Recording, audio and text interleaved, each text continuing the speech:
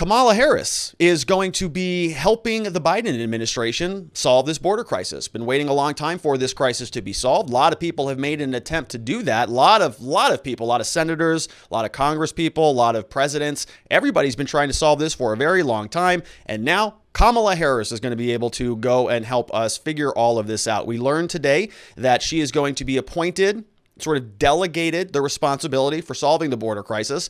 Joe Biden had a little bit of it wasn't a press conference, it was sort of a ceremony at the White House today where he was explaining that this is going to be something that is her project now. So Kamala Harris is now going to be in charge of this stuff. And we're going to break this down. We're going to look at some of what her solutions might be. What does Miss Harris want to do about this?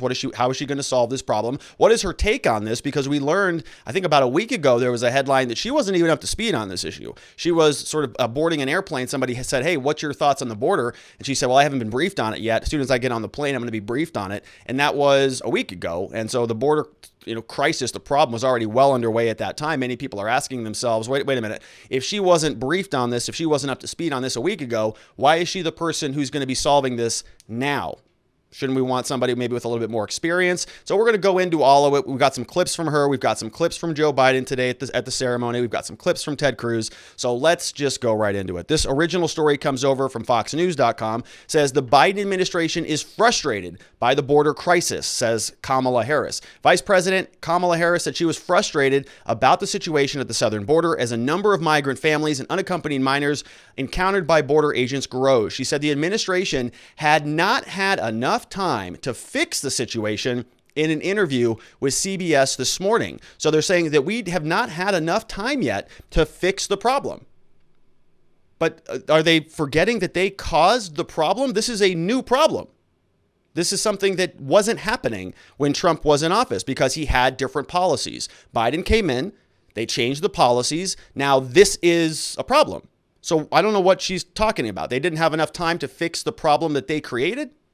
Because you're going to see this theme now percolating out that Donald Trump is somehow responsible for this crisis at the border, when that was kind of the centerpiece of his entire campaign. Build a wall, didn't get the funding for that, got some of it done. Most people are disappointed about that, the pro-wall people. So that was sort of ineffective, but a lot of the other policy changes were pretty severe on limiting immigration into this country. Didn't see much of a problem. We've also seen this fleshed out on this show where we explained that there was an immigrant who was trying to come into the United States, interviewed by some news person who said, yeah, basically the reason that we're here is because Joe Biden is in office. I'm going to show you a clip here shortly hereafter where the president from Mexico, he goes by the name AMLO, he's out there saying that, no, these are incentives created by the Biden administration because of the expectations, he says, that they set. And so now they're coming in. They're going to say, we're trying to fix that old problem. We're going to try to blame this on the previous administration. But and that works to some degree. I mean, you can say that, yes, Trump sort of did not facilitate easy immigration into this country. He didn't beef up those systems. He didn't want more people coming into the country that he thought, according to his administration and his policies, that shouldn't be here for whatever reason that may be. So he was not building up a system like an assembly line to just, motor people through. That's obvious. I think that's probably a fair criticism. But the point here is that was done because he was creating very strong disincentives to cause people to not come to the border. As soon as they rolled those disincentives back, as soon as they got rid of those, well, there's no disincentive anymore. So now there's an incentive, and now they rush the border. Here we are. So they're going to be claiming that they don't have enough time to fix it, but they caused it. So maybe before they changed those policies, they should have been prepared for the ramifications, for the consequences that anybody could have predicted were going to come as a result of removing the disincentives, because this is what happens when you incentivize and disincentivize things. All right. So here is the clip from Mrs. Kamala Harris on Good Morning CBS this morning, earlier today, I think this was. At the border, rightly or wrongly, people are coming in record numbers because they believe the Biden administration has encouraged certainly children to come. What are you going to do about that? It's chaotic. Some are calling it a crisis. And your team is under fire because both Republicans and Democrats said, look, if you're going to change the Trump policy, the previous policy, at least have a game plan. And there doesn't appear right now to be a game plan. Well, okay, look, it's a huge problem. Yeah. I'm not going to pretend it's not. It's a huge problem. And are we looking at overcrowding at the border, Yes. particular of these kids? Yes. Should these kids be in the custody of HHS, the Health and Human Services, instead of the Border Patrol? Yes. Should we be processing these cases faster? Yes. This is, however, not going to be solved overnight. There are things that we need to do, especially since there was a system in place previously, before the last administration, to allow us to process these kids in their country of origin. That was dismantled. We have to reconstruct it. It's not going to happen overnight, but you know, we have senior administration officials right now in Mexico and Guatemala also dealing with, in addition to what needs to happen at the border. Will you and the president be going down to the border anytime soon? At some point, absolutely, we will go down to the border, and I've been down to the border. And our Secretary of the Homeland Security, Alex Mayorkas, has been down there twice. Senior administration officials have been down there. And yes, we will go. But the reality also is that in addition to the border, we also need to deal with the root causes. Yes. We need to deal with what's happening in the Northern Triangle and address it in a way that is about not only diplomacy, but bringing our allies together, dealing with what we need to do around aid in a way that is about developing those countries, so that we also deal with the cause of why people are coming into our country. What the heck is she talking about? So a lot of word salad right there, a lot of it. Now, you know, yes, I think it's a fair argument to say that Trump and his people did not facilitate easy immigration into this country. And so what her argument kind of looks like is, if we're looking at maybe a chart, if we're looking at sort of a bar chart, and you're going, you know, left to right, you're going to say, well, at some point this country had immigration at these levels, and they were sort of hovering around the same levels. And then it went down a little bit because Donald Trump made it more difficult to immigrate into this country. And so now that we're back up at about the same levels of immigration, Donald Trump sort of removed the ability to process a large number of people through the system. And because that there's a gap there, we're sort of missing a block of capacity. We don't have enough capacity to process the regular amount of people who are coming to the border. But the problem is, it's not the regular number of people who are coming to the border. This is a massive surge. I'm going to show you the numbers here in a minute. And so what she's sort of talking about is, well, you know, if we could have rolled this back, let's say to the Obama years, and we were able to have those same systems that were operational and fully functional when Obama was in office, then this wouldn't even be a problem. And this is only a problem now because Donald Trump dismantled some of the existing systems that were already in place under Obama, which is just, it's an argument. It's a terrible argument. I think it's disingenuous because we know that this is not the same thing. This is not the same type of surge that we expect to happen on a regular basis. I'm going to show you that. There's some arguments now that this is very seasonal, and the data just doesn't support that. In fact, we're going to show you the Washington Post that is sort of at odds with itself. It's saying this is seasonal, this isn't a surge, and then in the very next article the next day, they say, oh, this is a huge problem, this is unprecedented. Right? So there's a lot of cover going on right now. A lot of people are just trying to spin this to serve their narrative, as Kamala is doing today. Here is another clip from her this morning. It says, what do you need to do? What do we need to do, Kamala? What do we need to do here? How are we going to fix this? She says, we need to do what we need to do. And then she just kind of goes off again, you know, and she's not answering much. You saw that. What is the solution? They go, hey, what is the solution to the problem? You broke it. You guys got to fix it. And she says, well, we got to focus on our allies. We got to focus on the triangle. We got to focus on, you know, the root cause of this thing and building up those other countries with foreign aid or whatever. Hey, what about the 6,000 people, the 5,000 people who are coming across the border every day looking for shelter and for some humanitarian receipt by our government? You guys encouraged them to come here. You changed the policies that led to the incentives to come to this country, and now you got to deal with it, right? You broke it. You got to pay for it. You got to fix this problem. And she's sort of, you know, spiraling off into some very esoteric concepts about, well, foreign aid. All right, so you're going to give what, Brazil, you know, more money, and they're going to stop the immigration into this country? Is that the solution? Really? I mean, you're going to, you know, pay people to stay home? What is the answer here? Is that a serious proposal?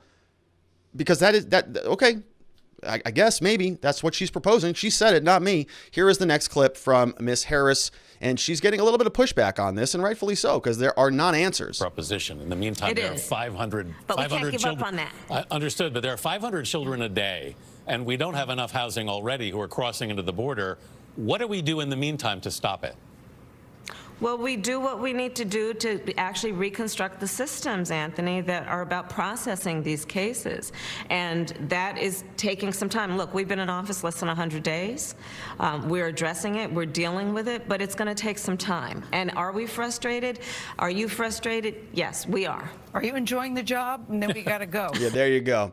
There you go. Yeah, okay, so good question. Hey, are you enjoying the job, by the way? You know, and the whole thing's just a joke. It's like a game of patty cake on these news stories, especially on the good morning shows. They just, and look at her, just loving it up. Yeah, it's hilarious, having a lot of fun here. No real answers. Knows that they can just get on the air for about 5 minutes, not answer any hard questions. She just says, well, we're going to do what we need to do, and it's going to take some time to fix this situation. Well, you guys caused the situation. Wasn't a problem until you started rolling back a bunch of changes. All right. So absolutely non-answers from her. My faith that she's going to be able to solve this problem is a little bit wavering. Let's just go ahead and leave it at that. So the Washington Post today is trying to do some cleanup now. They're trying to say that the surge at the southern border is not actually real. It's not even a thing. Here's this article posted. When was this posted? I got a date over here yesterday on March 23rd, posted over at the Washington Post, says this is analysis over from Monkey Cage, whatever section that is. There's no migrant, quote, surge at the U.S. southern border. Here's the data. Evidence reveals the usual season bump, plus some of the people who waited during the pandemic. They say here, if you scroll down in the article, it's not a surge. It's the usual seasonal increase. CPB reports monthly data on how many migrants its agents apprehended at the southern border, including unaccompanied minors. The figure below shows the most recent data that the Border Patrol has made publicly available. So let's take a look at some of these numbers. You can see this blue line is going to be 2021, so the fiscal year to date. And you notice that this number it sort of stops here at February. Okay, we're well into March, and so this number, theoretically, we don't know where it's at, but I'm going to guess it's way up over where this misleading chart looks. And this they published this yesterday. This is on their website. So you look here, the orange line is the data from 2019, and we see a very big spike coming up starting in February, March, April, and then May looks like it's sort of the busiest month with a big spike at the top in May of 2019. Not a lot of immigration going on in 2018 and almost none going on. There was actually a dip in the summer months for 2020. So 2018 was pretty steady. 2020 was pretty steady. 2019 had a big surge. And then now we're at 2021. The 2020, of course, I think you can explain that. 2020, you can explain from the pandemic, of course, but in 2019, pretty big numbers. 2018 was a dip for some reason, and now we're looking back up. And so we're missing sort of this chunk of data right here from all of the March numbers. What does this number look like? But still, the Washington Post tells us there is no surge. There's literally no surge at the border. It's just a seasonal increase. And like I sort of was joking about this the other day, saying that this was going to be the argument that, it's just seasonal, right? Things are warming up down here. Arizona, it's beautiful out. So if you're going to be walking around the desert, this is a good time to do it. You want to get where you're going if you're doing your hiking throughout the trek from one country to another. If you're going to have to do that because you've been incentivized by one government to do so, you want to make sure you do it when the weather's nice. You want to make sure you go out there. It's about 76 degrees, beautiful breeze. You wait till May, June, July. You're talking about 120 degree heat out there in some of the deserts, and so you would expect people to come before or after the summer months. But now I was just kind of speculating about that, but now this is an actual argument that is being written about in the Washington Post, and it's not even accurate. And you know how we know that? Because their own stinking newspaper says so. Here's another article that was written a day before. So this one was written on March 23rd. Here's another one that was written the day before. Says migrant teens and children have challenged 3 administrations, but Biden faces a rush with no precedent. Here's a little snippet from the article written by Nick Miroff and Maria Sacchetti. Says the last 3 presidents have each had to grapple with the sudden arrival of thousands of unaccompanied migrant teenagers and children along the Mexico border. But the challenge facing President Biden in recent weeks is an unprecedented one. Never have so many minors arrived so fast, which is exactly right? There's a surge, as this chart shows you. This comes from the same Washington Post article that I was just reading through. You can see here, literally the same article. This was posted on March 22nd. Then on March 23rd, they come out and call it seasonal. So here you can see that, yes, there looks to be a seasonal spike from the Obama years. And this big one happened right around June of 2014. So you can say, okay, well, maybe the summer months are actually when people decide to come over, because that same spike that we saw in May of 2019, this one that we just sort of identified over here, May 2019, this is the spike. This is what they're calling seasonality in the own Washington Post argument. All right, seasonality there. So over here, we can say, yeah, May, summer, maybe that is seasonality. That's just regular sort of, it's right around the same numbers as Obama's. But now we turn over to Joe Biden, and it's projected in March that he's 17,000. So Obama, 10,600. Trump, 11,400. Obama has roughly another 6,000 people coming in. That's just projected in March. Okay. And this is March. So these are later months.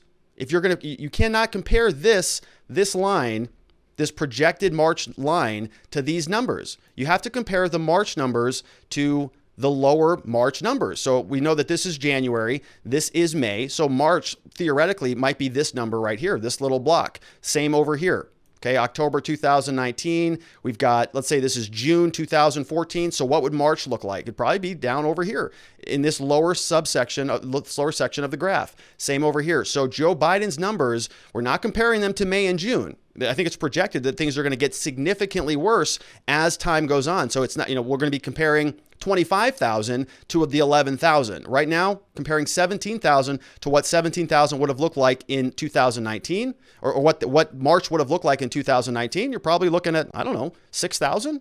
So it's probably 10,000 more people in both instances, just based on the numbers. So it's not seasonal. It's not the regular type of surge that we saw historically speaking. This is a bigger problem. And why? Why is this happening? Who's responsible for this? What Joe Biden and Kamala Harris are doing is they're blaming the previous administration, saying, well, we can't process these people fast enough because we can't return to the same, basically it's the same thing. Donald Trump broke down the system, but apparently not, because he was doing about the same numbers that they were doing with Obama.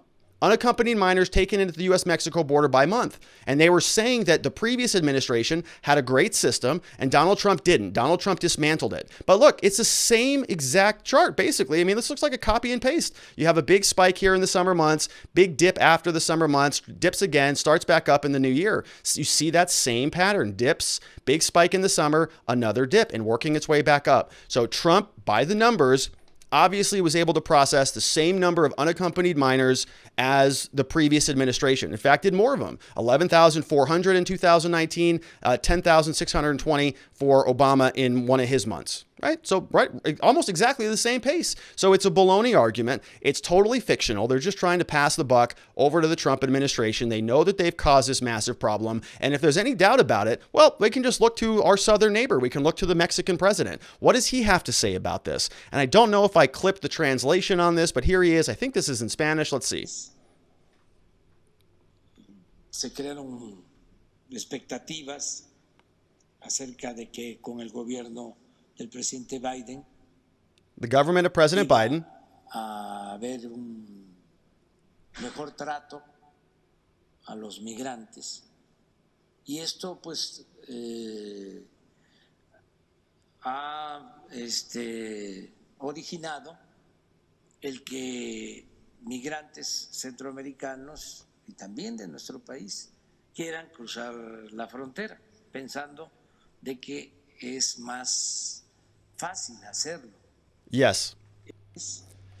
Yes. So he's saying that immigrants from his country and from Central American countries made the trek, they made the move because they were thinking that it was going to be more easy to immigrate into the country. The Biden administration set expectations. That's the translation there. And that's the president of Mexico saying that, which is a big deal. Right? I mean, that's our southern border. That is the person who is sort of the buffer between a lot of the other South American countries and the other even southern North American countries. They are all working their way through Mexico in order to get to the southern border of the United States. And he's saying specifically, yeah, the expectations set by the Biden administration are responsible for this. So, this is not particularly good for Kamala Harris. Okay, this is Joe Biden walking into the store, look in the art gallery, looking at this beautiful, sculpture, saying, "This is beautiful. This is great. What does this cost? Oh, this is really expensive. Oh, I'm not going to buy." Drops it, shatters it, breaks the whole thing, and just says, "Oh, Kamala's going to pay for that. Sorry." She's got the bill. She's got the tab. She's going to, I broke it. You're going to fix it. And so I don't know what she did to anger him in the morning or whatever, but he is making this is basically a problem that has not been solved my entire life. Every time I've seen a president, this has been a problem in perpetuity the entire time I've been alive.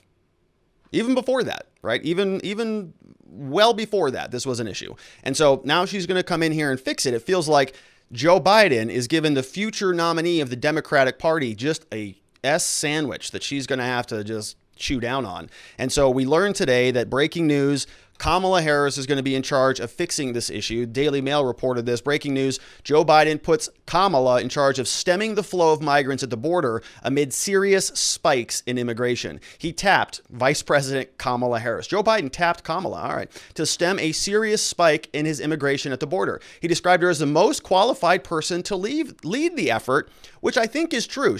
Remember, she used to be a prosecutor in California. She also used to be the attorney general out there. Very, very tough on crime. During her tenure, she had these truancy programs, and she was sort of using people who are incarcerated for labor, almost like slave labor. And so she's very familiar with a lot of these concepts, with putting people in cages, with keeping people incarcerated, making sure that they can't leave, and those type. She's got a good skill set for that. And so I kind of agree with Joe. If we're going to be housing people in government facilities, if we're going to be holding them in federal custody, she is qualified for that. She's got a ton of experience. And so hats off on to Joe Biden for tapping Kamala Harris. He described her as, he asked Harris to lead efforts with Mexico and the Northern Triangle, and asked the countries are going to need help in stemming migration. So they're going to go and they're going to basically ask them to help us stop illegal immigration, even though our own policies are incentivizing it. All right, so that's nice. President announced his decision on Wednesday in a meeting with the Health and Human Services Secretary Xavier Becerra, Department of Homeland Security Alejandro Mayorkas, who we heard from yesterday. He described her as the most qualified person to lead the effort, pointing out her work as the state attorney general of California. It's the first time he has put his vice president in charge of a specific issue. And this is not a good issue for her. This is not a good issue. This is not a winnable issue, is what I mean. It's a ball of yarn that he's just shoving over her direction. She said she looks forward to engaging in diplomacy with these countries, as well as engaging with the private sector. All right, so here is Joe Biden, and again, this poor guy, he's just he's pretty good on this clip. The next clip, he kind of checks out. So here is Joe Biden today announcing that Vice President Harris is going to be helping solve the border. The surge we're dealing with now started with the last administration, but it's our responsibility to deal with it humanely and to stop what's happening. And so this increase has been consequential, but the vice president's agreed, among the multiple other things that have her leading, and I appreciate it, agreed to lead our diplomatic effort and work with those nations to accept the returnees and enhance migration enforcement at their borders. We're already talking with Mexico about that. She's already done that. We're going to be dealing with a full team now that we have to be able to deal with the problem here at home, but also to deal with it now in terms of in country. And I can think of nobody who's better qualified to do this than this is a woman who ran the second largest Attorney General's office in America after the United States Attorney General in the state of California, and has done a great deal of upholding human rights, but also fighting organized crime in the process. So it's not her full responsibility and job, but she's leading the effort, because I think the best thing to do is to put someone who, when he or she speaks, they don't have to wonder about, is that where the president is? When she speaks for me. Doesn't have to check with me. She knows what she's doing, and I hope we can move this along. So, Madam Vice President, thank you. I gave you a tough job, and you're smiling, but there's no one better capable of trying to organize this. Well, thank you, Mr. President, and for having. Okay, so that's it, folks. So she's in charge, and in fact, she doesn't even have to check with Joe Biden. Did you hear him say that? You know, she's the right person for the job. When she speaks for me. She doesn't even have to check with me. Whatever she wants to do, she's basically running the show anyways. I have no idea where I am right now, but we know that this is a problem, and so we're going to work to fix it. We have a whole team now, even though we probably should have had a team, back on Inauguration Day, back on January 20th, when you signed all those executive orders. Maybe it would have been a good idea if you have such good experience and such good judgment. If you're somebody who's been in office for 400 years, you should be pretty experienced with how some of this stuff works, but he obviously is not. So now he's just now they're sort of bootstrapping this thing, going, oh, darn it, we changed all these policies. Nobody had the foresight to recognize that maybe this was going to cause a lot of incentives for people to come to this country. So now they're just going to sort of erect a bunch of stuff all over the place. We saw that they're building a new facility in Donna, Texas yesterday, covered that story. And so Kamala Harris is going to be the person who's going to solve the problem. All right. So he's not wrong. She's got a lot of experience putting people in camps in federal custody, so she will be qualified for that. Now, as soon as Joe finished here, then he sort of turned it over to somebody else, and then just watch as he sort of stares off into the camera, just kind of, what the hell is going on here? So he goes as soon as he's done reading his little statement. He goes, "What are we doing next?" They throw the press right out of the room, and he just kind of stares off into the sunset. Here's Joe. So thank you, Mr. President, for your confidence. Well, Thank you. thank you for willing to do it. Now we're going to get down to business here, and Ron, who am I turning this over to? Well, thank you very much, Mr. President. I think it's time for the press, our friends in the press to leave now. Thank you. Thanks, guys. Mr. President, how are you going to say a the children in the border facility? Are you going to visit the border? Thank you very much.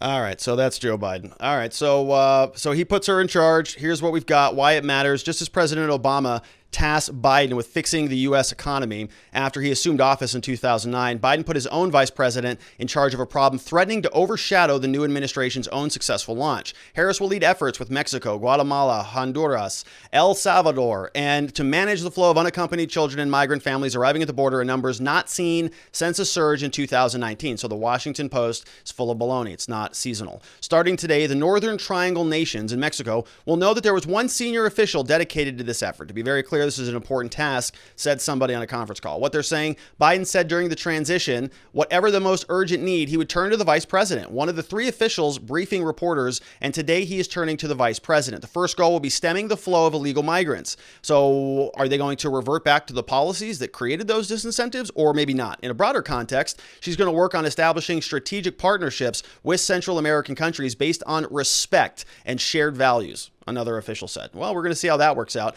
The work will be conducted with the understanding that these countries are our friends and our neighbors. They are members of our shared community of the Americas and within the Western Hemisphere.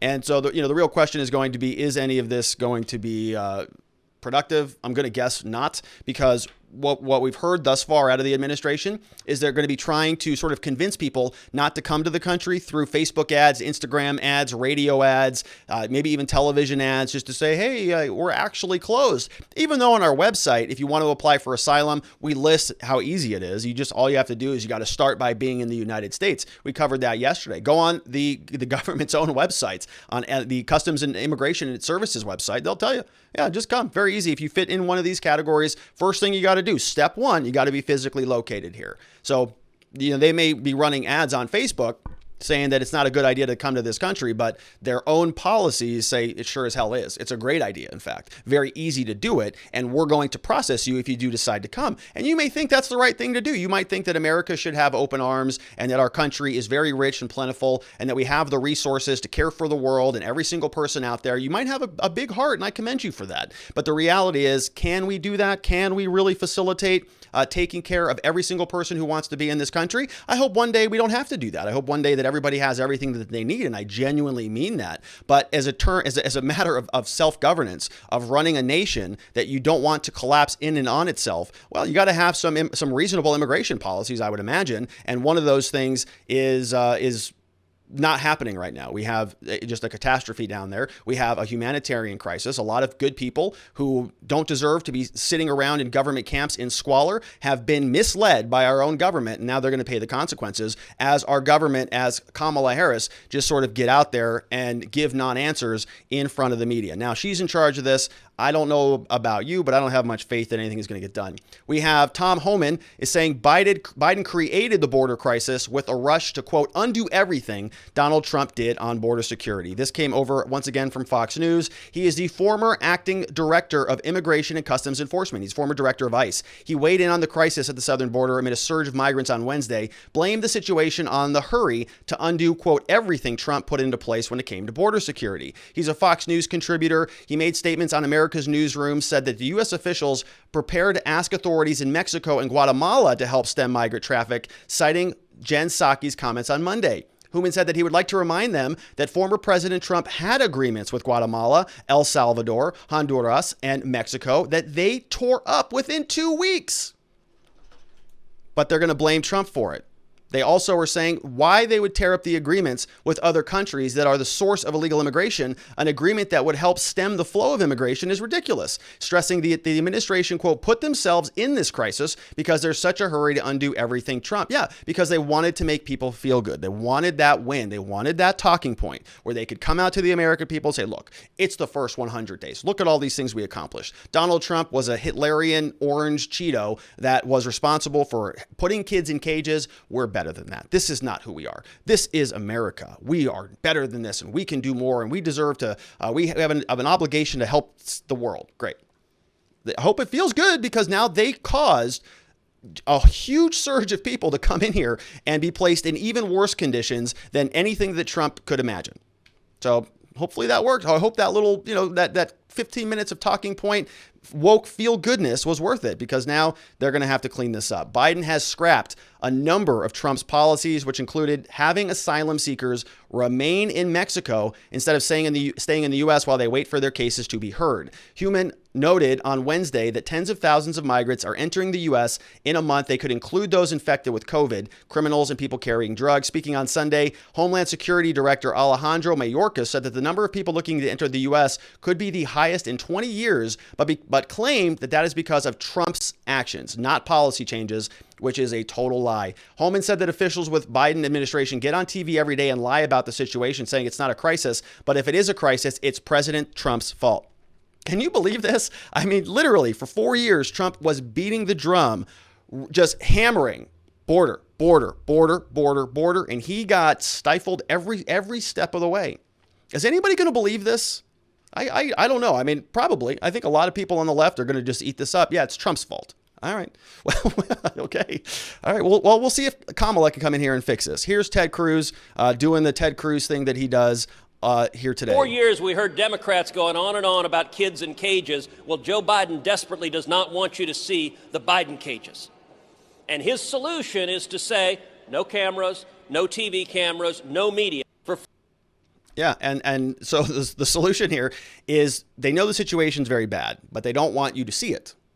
So not only do you have more kids in cages, but you also have no transparency, almost zero accountability, bunch of empty promises. You put a figurehead in charge of going out there and answering the questions. Any condemnation of Kamala Harris is going to be met with sexism charges, racism charges, xenophobia charges, and the list goes on and on and on. And so we'll see what she does. I'm hopeful that she solves this problem because I'm not happy to see the images that we saw down there. And they have been the ones incentivizing the people to come. And in addition to the horrendous situation, there are already hundreds of migrant kids with COVID-19 tests. So nearly 2,900 unaccompanied minors tested positive for COVID-19. So the same people who are screaming at the top of their lungs that everybody needs to have a mask and lockdown and social distancing, the same people who wanted to wreck the American economy are suddenly just kind of looking the other direction in many ways. Going, oh, well, it's not really a crisis, Jen Psaki. It's not really that big of a deal. It's a challenge. We're trying to figure this thing out and we're going to work on it. And it's the other administration's fault. Okay. So just a bunch of children up there running the whole system and pointing their fingers at other people. Now we've got another 3,000 people coming into this country with COVID. Of the unaccompanied children in shelters, only 3% are currently in isolation after testing positive after they've arrived. According to the latest statistics obtained by Axios. 7.4% of the tests are given to unaccompanied minor. They turn out to be positive. There were 2,800 lab-confirmed tests for unaccompanied children. 2,500 have recovered and moved out of medical isolation. 319 unaccompanied children in medical isolation. Minors are only legally supposed to be held for a maximum of 72 hours at the border stations, but due to backlogs and the HHS systems of shelters, thousands have recently been held longer than that. So just a slow motion disaster happening right in front of our eyes. A couple questions over from locals.com/watching the watcher says, let's accept the Washington Post's premise. This comes from Tremendous, that there isn't a surge. Wouldn't that make it even more shameful that we can't handle the number of people that are coming in? Yeah, that's right. So they lose kind of however way you want to frame this. And this is a great point. Okay, so let's blame the previous administration. But these are, they didn't have this problem. You came in, you changed a bunch of policies. Now there's this problem. Who's responsible for that? News Now Wyoming says, when he says it started in the last administration, was it not a problem the entirety of his 49 years in government? I know. It's like, you expect people who are a little older than you and who have more experience than you to know how things work better than you. I mean, that's kind of how politics works, right? You want to find somebody with a lot of experience, somebody who's got a record of getting things done. Joe Biden didn't really have much of any of that, unless you take and talk about the crime bill stuff, which is basically his only accomplishment as far as I can tell in government. Vice president for 8 years. Did he do anything to solve this issue? Did Joe Biden do anything to solve this issue? I'm sorry, did Barack Obama do anything to solve this issue? No, they didn't. And so now they're going to blame it on Trump. Right? It's just standard operating procedure. We have Liberty or Death says, all Democrat thought begins and ends with hypocrisy. Why is it that we cannot turn people away and send them home because their nation is fleeing poverty and violence, but we send hundreds of millions to these nations? We are racist if we call them crappy nations, but we cannot send them back. Yeah, I mean, look, I think some people are just operating in a fantasy land. They think that because they have everything, because our country has, certain markets that provide people with certain things that they need, that we can just print money. And why can't we? The government does that anyways. So that we have the capacity somehow. I think people just don't understand the scale of this, really, is what it comes down to. We got 330 million Americans in this country. There are 7 billion people in the world. People don't understand the scale between those two numbers. And so they just think we should be able to help everybody, right? And I can understand that position. I can understand that argument. I think of people like even my mom, right? My mom has a huge heart, wants to help everybody. She's I think more grounded than she's certainly more grounded than to say that we can help all 7 billion people. But I think that is the emotional argument that a lot of people have with this issue. It's look, these people need help. They need help, and we're the only people that can help them. So we have an obligation to help them. I understand that argument to an extent because I just don't see how, logically, how you can help the entire planet. There's just a capacity problem in this country for that. And again, ideally, that's not indefinite. That's not in perpetuity. I want everybody in this planet to have everything that they need to eat, a nice, safe place to live, clean food, clean water. I think we just have some disagreements on how to get there. I think that the best way to do that is through free markets. It's giving people more freedom, not sort of shoving them in a government cookie cutter evolution plan where they just get government benefits and universal basic income for the rest of their lives.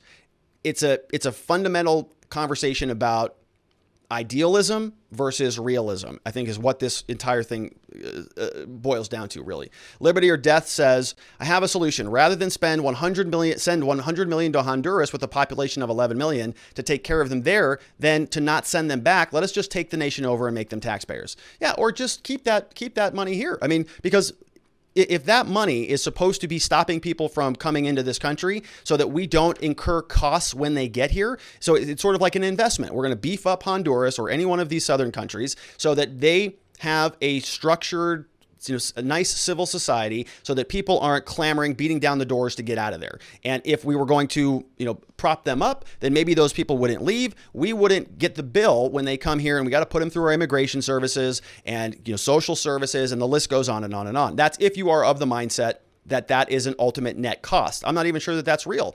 I think people that might come to this country might be a net benefit under some calculations, but that's up for debate. But the point here is if we're going to be sending that money, and the countries that we're sending the money to are supposed to be doing something to stem the flow of illegal immigration into this country so that we save that on a back end, that is turning our dollar into a return on investment. We give them 100 million, they save us 200 million in social services and other costs and expenses that would be happening in the United States. But if we're giving them that money and we're not seeing the ROI on that, then what the hell are we giving them the money for? Why don't we just take that 100 million and use that to pay down the costs and the expenses that we have from the people who are applying for asylum? It costs them nothing to do that, right? The government pays for all of that. That's a lot of resources and a lot of expenses. And maybe it's time to rethink that.